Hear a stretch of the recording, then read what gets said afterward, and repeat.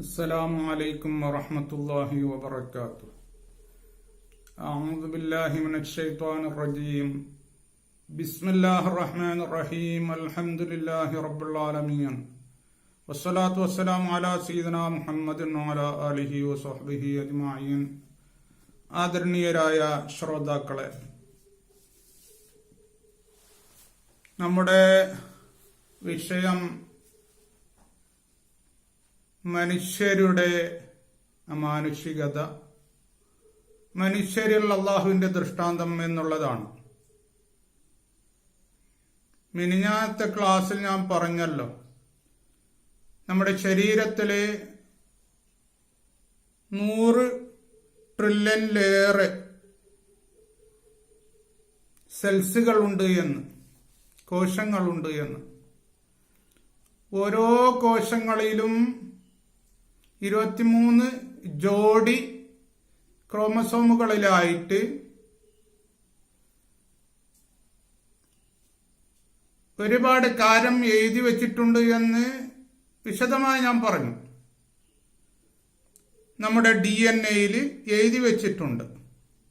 നമ്മുടെ എല്ലാ കോശങ്ങളുടെയും അത് വ്യത്യസ്തമായ അഭിപ്രായങ്ങൾ അതിൽ കാണുന്നുണ്ട്.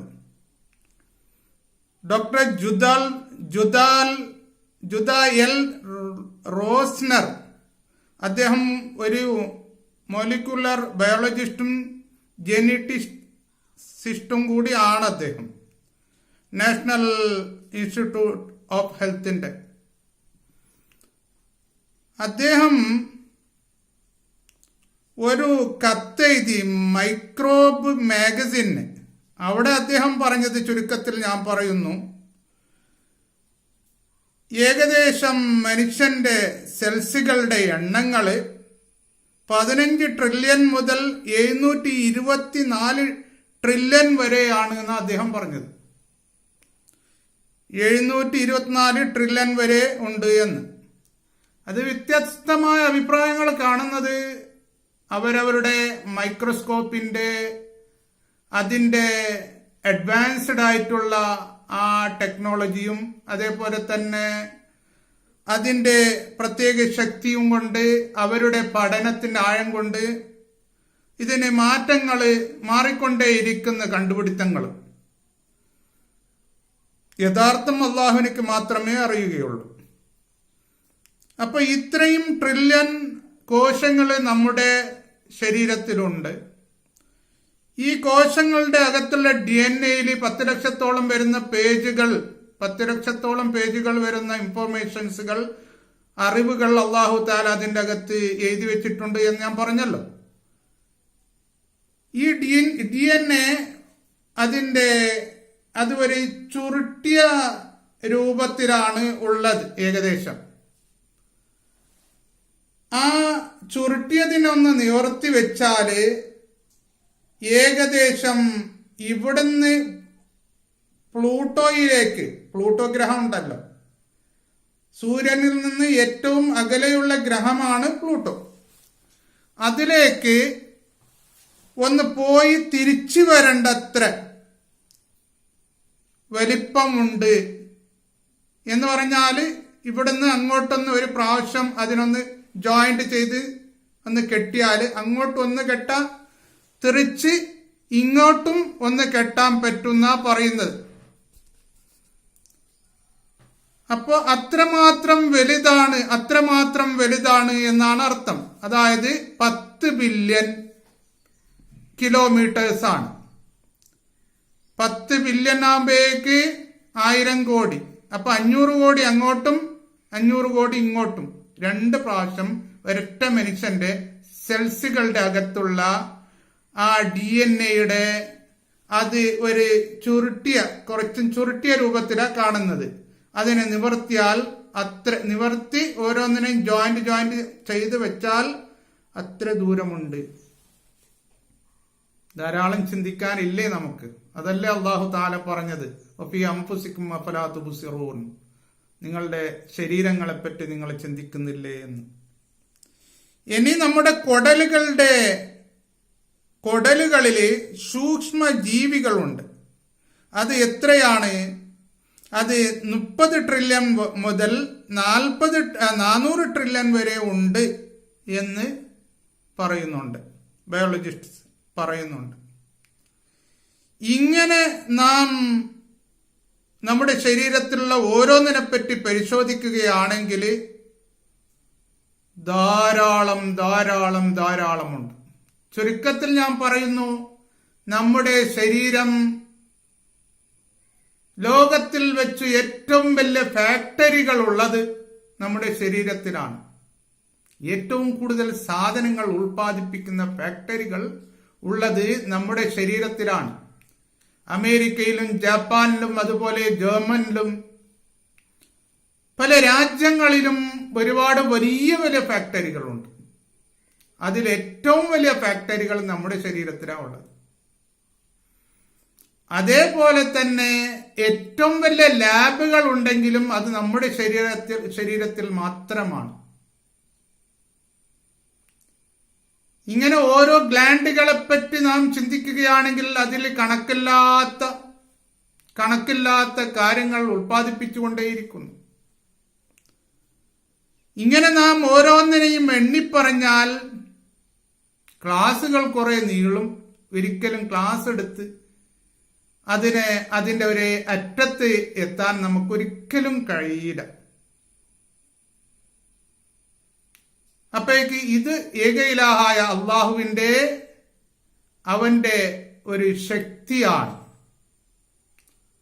അള്ളാഹുവിന്റെ അത്ഭുതമാണ്, അള്ളാഹുവിന്റെ ദൃഷ്ടാന്തമാണിത് നമ്മുടെ ശരീരം.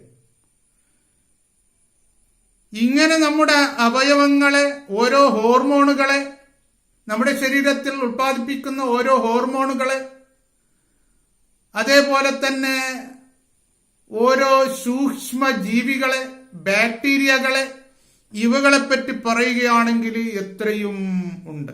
നമ്മുടെ വായന്റെ അകത്ത് മാത്രം 6 ബില്യൺ എന്ന് പറഞ്ഞാല് 600 കോടി ബാക്ടീരിയകൾ ഉണ്ട് എന്നാ പറയുന്നത്. 6 ബില്യൺ, 1 ബില്യന് 100 കോടി എന്നെല്ലാവർക്കും അറിയാം. അപ്പൊ 600 കോടി ബാക്ടീരിയകൾ നാം ഓരോരുത്തരുടെയും വായന്റെ അകത്ത് ഉണ്ട്. അപ്പോഴേക്ക് ചുരുക്കത്തിൽ ഞാൻ പറയുന്നു, ആകെ ഇവിടെ ഈ ദുനിയാവിലുള്ള മനുഷ്യന്മാരുടെ കണക്കന്നെ 700 കോടി എന്നാ പറയുന്നത്. 7 ബില്യൺ.